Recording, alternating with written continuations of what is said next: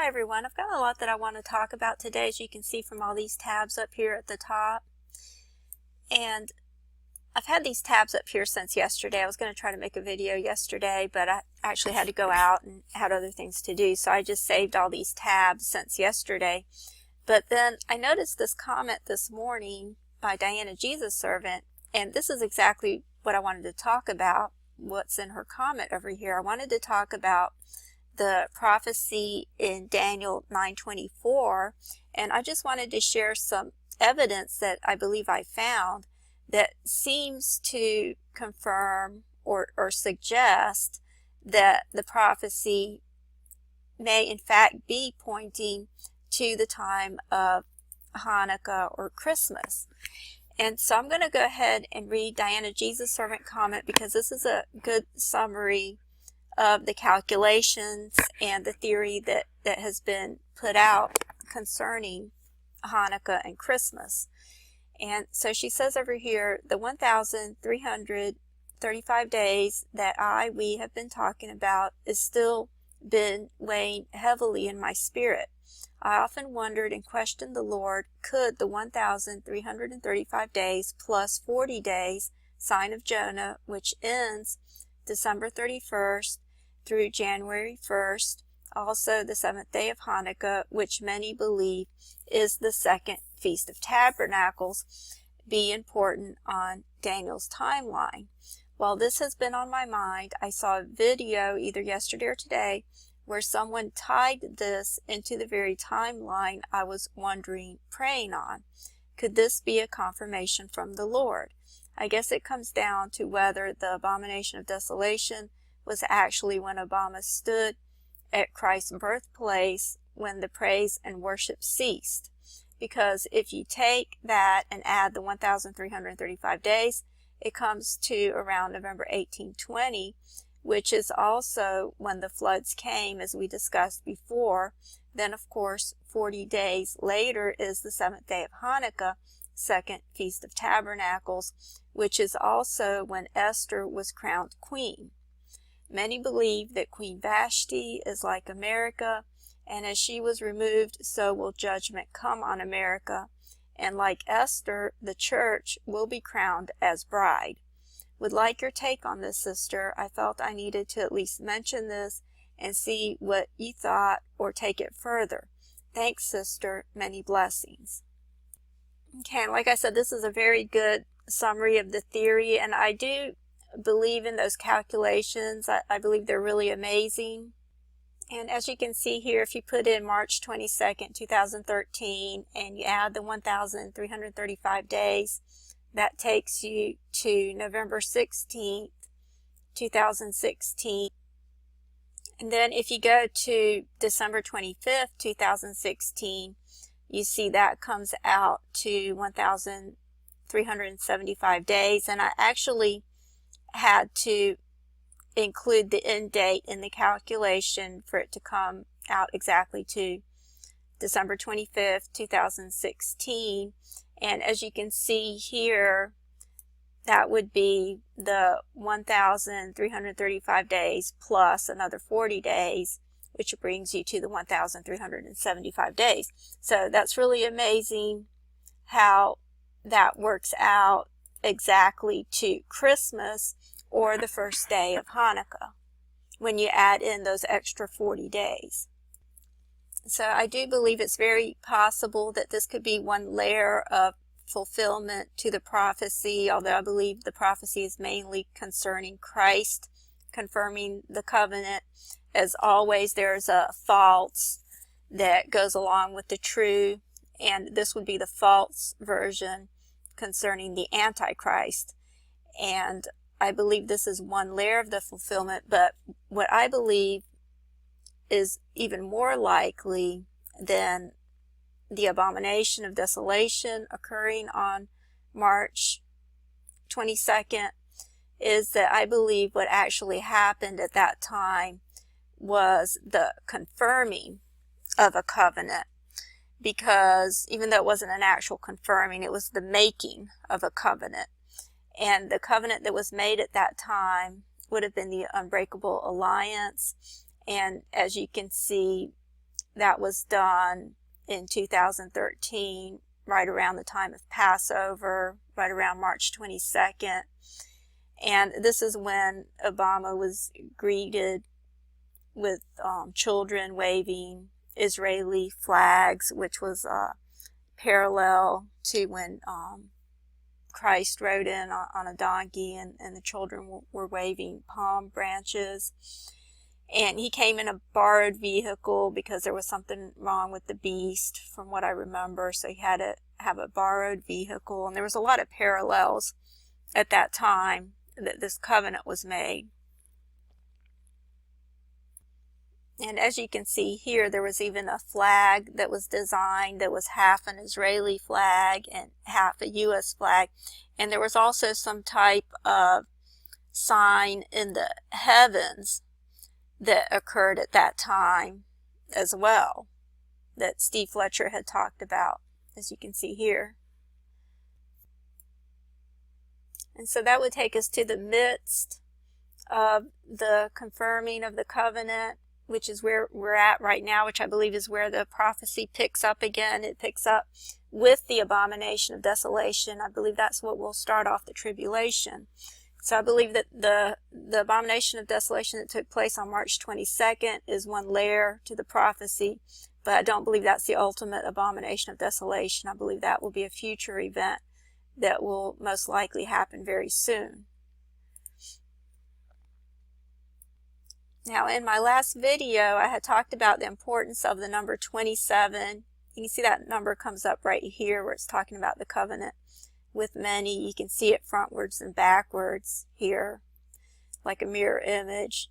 And then right here, where it's talking about the week, the midst of the week, right between that, actually right between these two numbers here, is the word week, which is the important part of this prophecy, the 70th week.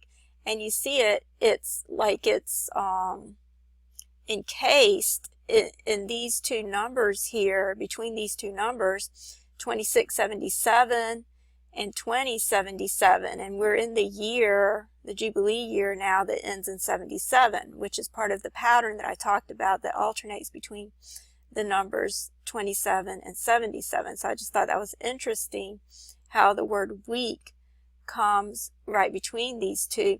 And also, I believe the number 26 factors into this as well, because if you don't add the 1 for the fact that there's no year 0, it takes you to the year 26, and it also might reflect the fact that we're still in the year 2016. And you see that backwards here, 26 backwards, and then 76, which I believe the year 76, which was celebrated as the Jubilee year, I believe that was actually the Shemitah year, and I believe that was actually the last full year before the return of Christ. I believe that's why the pyramids in Egypt, the height of that is 5776, because that was the last full year. I believe the return of Christ will be sometime this year, which is a true Jubilee year, the year 77. And then you see this word week right in the middle of two 77s. And then this word right here is Zabak. This is actually the word that the hidden bride, Todd, the hidden bride, had found this word on his phone one day, and it means sacrifice, as you can see here, or it also means feast. As you can see over here, it's talking about feasts, sacrificial feasts, which would be either the Passover or atonement, which is what Jesus fulfilled. He fulfilled the Passover and the atonement sacrifice. And I thought this was really interesting because Todd, the hidden bride, had actually come to mind with some of the things that I believe I've discovered just recently. And so I went to his channel because I haven't been there for a while, and I just watched a video this morning that he did, which is this one right here. This is the end of the video. And I thought this video was really amazing, but there's a couple of things that I wanted to point out that may not be so obvious just by watching the video that I thought were really amazing. But like I said, I want to, well, I don't know if I said that or not, but I want to try to go through this chronologically in terms of what I noticed first. So I'm going to talk about that at the end because I thought this was really amazing.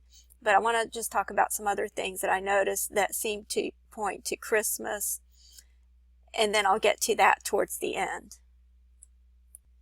Okay, in my last video I had talked about how if you take the 483 years and you add it to the decree that's recorded in Ezra 7, which was in 457 BC, that takes you to the year 27 AD, which would be the year of the coming of the Messiah. And so what I was wondering is, since if you go back 49 Jubilees, it takes you to the time of Nehemiah, to 434 BC, to the time of the building of the wall. I was wondering how that works out in terms of the years. So if you do the 62 years, which would be actually 62 Shavuos, which would be 62 times 7, that actually takes you to exactly 434 years. So when you put that in, of course, that would take you to year 0, and I'll just show you that. Actually, you have to put in the year 1 because there's no year 0, but you can see that it comes up with 0 days and 0 months. And so it was exactly 434 years that led to the birth of Christ. So what's really amazing about the prophecy is that if you go back the full 69 weeks, which would be the 7 plus the 62 weeks, it takes you to 27 AD, which is the year that the Lord began his ministry as the Messiah, once he was baptized by John the Baptist and began his ministry in 27 AD. But if you go just the 62 weeks, the 62 weeks, that actually takes you to the birth of Christ, which of course may be an allusion to Christmas. Even though Christ was not actually born on Christmas, that's the day that we celebrate the birth of Christ, but in actuality, Christ was most likely born during the Feast of Tabernacles. But what happened is, during the time of Antiochus Epiphanes, they couldn't celebrate the Feast of Tabernacles because the temple had been defiled, so they had to wait until the temple was cleansed. They had to wait a couple of months before they could celebrate the Feast of Tabernacles. So the Feast of Hanukkah was always meant to be a second Feast of Tabernacles, but the miracle was that instead of the oil lasting 7 days, which was required because the candles of the menorah had to be lit for each of the 7 days of the feast, the miracle was that there was enough oil to last for 8 days. So the feast lasted 8 days long, and that's when they instituted the Feast of Hanukkah as a new feast, but it was originally meant to be a second Feast of Tabernacles. And I believe that the oil lasted for 8 days because God always intended for it to be an 8th feast, and I believe that's why it was prophesied about in the book of Haggai. And that's what I wanted to talk about next, is how the Feast of Hanukkah was prophesied about in the book of Haggai, and how there is a direct connection with the book of Haggai and the decree to restore and build Jerusalem that's mentioned in the book of Daniel. And not only that, but it also mentions the book of Zechariah, which I believe also alludes to Hanukkah. But I want to explain all that in the next video because I'm running out of time, so I'll have to continue in the next video. Thanks.